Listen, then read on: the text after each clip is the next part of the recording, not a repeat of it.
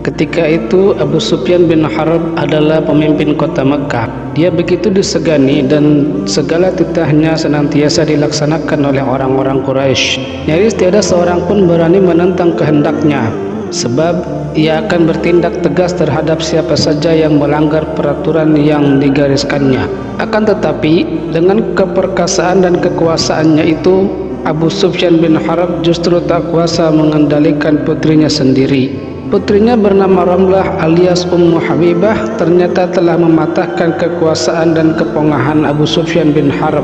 Ramlah keluar dari agama berhala yang dianut bapaknya bersama suaminya Ubaidillah bin Jahsy. Ia beriman kepada Allah Subhanahu wa taala serta membenarkan kerasulan Nabi Muhammad bin Abdullah.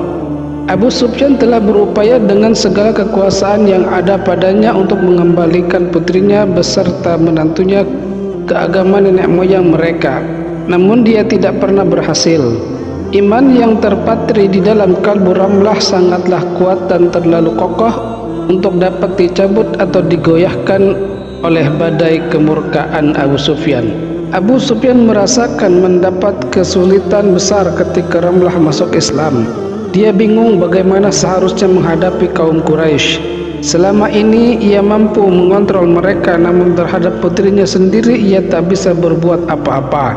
Ia merasa berada dalam situasi serba salah. Haruskah ia menghukum putri tercintanya itu seberat-beratnya? Ternyata ia juga tak tega untuk melakukannya. Yang dapat dilakukannya cuma bisa marah kepada Ramlah. Tatkala kaum Quraisy mengetahui Abu Sufyan marah kepada putri dan menantunya, mereka pun ikut-ikutan memarahi keduanya. Mereka mengejek, menghina, bahkan melayangkan teror kepada keduanya sehingga mereka berdua tidak betah tinggal di Mekah. Bersama suaminya, Ramlah pun akhirnya berhijrah ke negeri Habasyah untuk mencari ketenangan. Mereka membawa anak perempuan mereka yang masih kecil bernama Habibah. Dengan seizin baginda Rasulullah sallallahu alaihi wasallam, mereka pergi meninggalkan kampung halaman, membawa iman dan agamanya untuk memperoleh perlindungan Najasyi, sang raja Habasyah. Abu Sufyan bin Harb dan para pemimpin Quraisy lainnya merasa mendapat pukulan berat dengan lolosnya kaum muslimin dari tangan mereka. Di Habasyah, kaum muslimin dapat menghirup kebebasan dan bisa melaksanakan ajaran agama tanpa suatu gangguan. Abu Sufyan bin Harb kemudian mengirim delegasi ke Habasyah guna mempengaruhi Raja Najasyi supaya bersedia menyerahkan kembali kaum muslimin yang berhijrah ke negeri itu kepada Quraisy. Mereka menghasut Najasyi dan mengatakan bahwa kaum muslimin telah melecehkan Isa al-Masih dan ibunya dengan penghinaan yang menyakitkan. Najasyi pun kemudian memanggil para pemimpin Muhajirin dan menanyakan kepada mereka hakikat ajaran Islam, terutama mengenai Isa al-Masih dan ibunya, Maryam. Bahkan Raja meminta supaya dibacakan kepadanya ayat-ayat Al-Quran yang telah diwahyukan Allah kepada Nabi Muhammad SAW. Ketika beberapa ayat Al-Quran dibacakan, Maharaja Najasyi menangis hingga air matanya membasahi jenggotnya. Kemudian ia berkata, "Agama yang diturunkan kepada Nabi kalian dan yang diturunkan kepada Isa ibn Maryam, keduanya berasal dari satu sumber." Raja ini pun kemudian menyatakan dirinya beriman kepada Allah yang Maha Esa serta mengakui kenabian Muhammad SAW. Tetapi sayang, para petinggi Habasyah yang lain masih enggan menerima Islam menjadi agama mereka. Walaupun mereka dengan ikhlas melindungi kaum muslimin tinggal di Habasyah, mereka tetap menganut agama Nasrani sebagai keyakinan mereka. Setelah tinggal di Habasyah, Ummu Habibah yakin akan segera menikmati masa cerah setelah sekian lama mengalami hari-hari nan suram.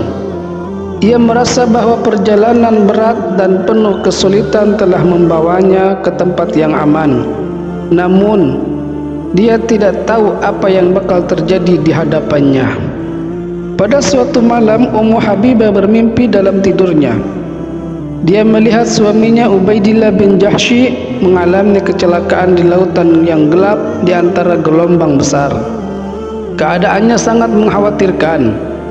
Ummu Habibah terbangun dari tidurnya dengan deraan rasa takut.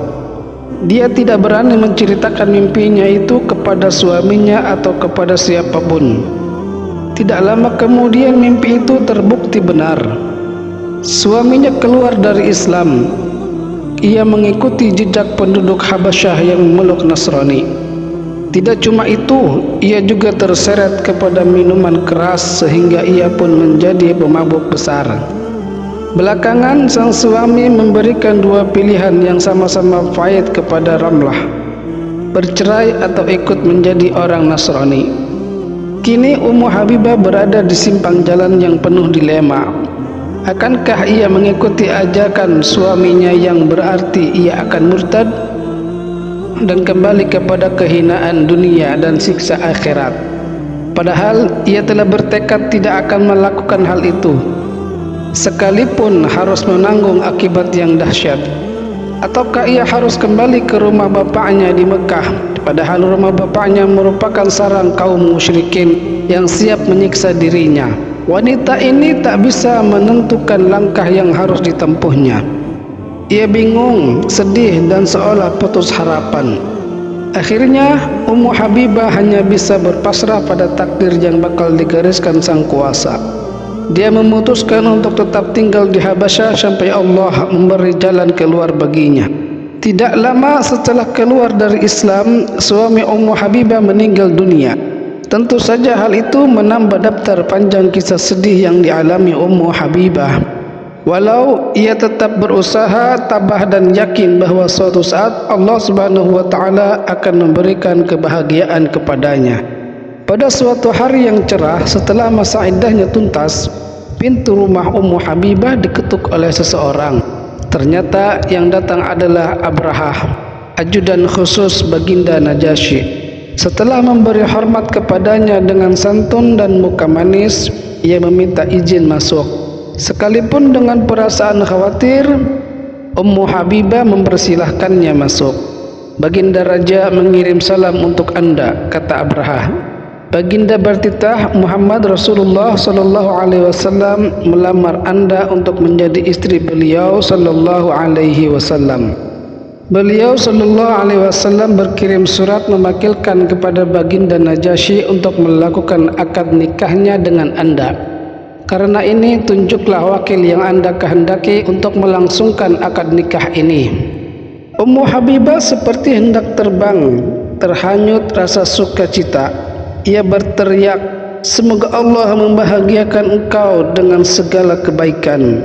Mula-mula ditinggalkannya gelang tangan, kemudian gelang kaki, menyusul pula anting dan cincin, dan diberikannya semua itu kepada Abrahah. Seandainya Ummu Habibah memiliki seisi dunia, mungkin akan diberikannya semua kepada Abrahah, sang pemberi kabar gembira waktu itu. Aku menunjuk Khalid bin Sa'id bin Aus sebagai wakilku. Dialah keluarga terdekat bagiku, tegasnya. Istana Najasyi terletak di tempat yang tinggi dengan pohon-pohon yang berbaris rapi, menghadap ke sebuah taman Habasyah yang indah dan asri. Terdapat pula di sana sebuah aula yang luas berhias ukiran dan lukisan elok, diterangi lampu-lampu kristal dan berhamparkan permadani bulu yang indah. Di sana telah berkumpul wajah-wajah para sahabat yang bermukim di Habasyah. Di antara mereka terdapat sederet tokoh Quraisy seperti Ja'far bin Abi Thalib, Khalid bin Sa'id bin Aus, Abdullah bin Khuzafah Asy-Syami. Mereka tak akan melewatkan upacara mulia dan suci, yaitu akad nikah Ummu Habibah binti Abu Sufyan dengan Baginda Rasul Muhammad sallallahu alaihi wasallam.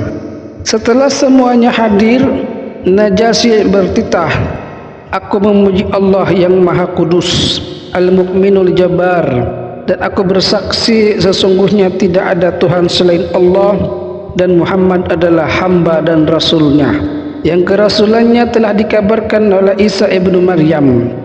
Kemudian sesungguhnya Rasulullah sallallahu alaihi wasallam memintaku untuk mewakilinya dalam pernikahannya dengan Ummu Habibah binti Abu Sufyan dengan mahar 400 dinar emas, memenuhi sunnah Allah subhanahu wa ta'ala dan Rasulnya.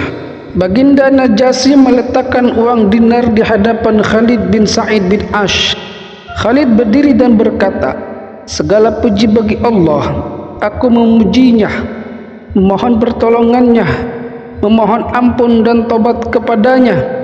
Aku mengakui sesungguhnya Muhammad adalah hamba dan Rasulnya yang diutus dengan agama yang hak, menghapuskan segala agama sekalipun tidak disukai orang-orang kafir. Kemudian selaku wakil dari Ummu Habibah, aku penuhi permintaan Rasulullah sallallahu alaihi wasallam.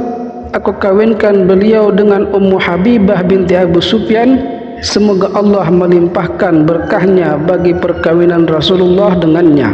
Semoga Ummu Habibah berbahagia dengan kebajikan yang telah ditetapkan Allah baginya."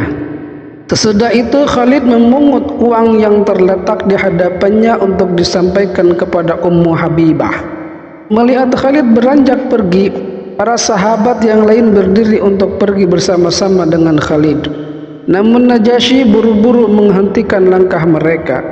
"Silakan tuan-tuan duduk terlebih dahulu. Telah menjadi sunnah para nabi apabila melakukan upacara perkawinan, mereka mengadakan hidangan dan makan-makan ala kadarnya." Pintanya, Najasyi mempersilahkan mereka menyantap semua hidangan yang ia sediakan. Mengenai momen penuh kebahagiaan itu, Ummu Habibah berkisah, "Setelah uang mahar ku terima, maka ku kirimkan kepada Abrahah yang menyampaikan berita gembira ini kepadaku sebanyak 50 misqal. Aku berkata kepadanya, telah ku berikan kepadamu segala perhiasanku ketika engkau menyampaikan berita gembira ini kepadaku. Sekarang aku tidak mempunyai harta lagi yang dapat ku berikan kepadamu selain uang ini." Tidak lama kemudian Abraha datang kepadaku mengembalikan uang yang baru kuberikan kepadanya. Kemudian dikeluarkannya sebuah kotak yang bagus berisi perhiasan yang telah kuberikan kepadanya dahulu. Kotak ini kemudian diberikannya kepadaku. Lanjutnya, penderitaan panjang Ummu Habibah kini berakhir. Ia hidup bahagia bersama Rasul sebagai ibu kaum mukminin. Wallahu alam. Jika kamu senang dengan channel ini, jangan lupa subscribe, like, komen, dan share. Dan aktifkan tanda loncengnya, agar kamu mendapatkan notifikasi dari kisah dan cerita 249. Terima kasih. Wassalam.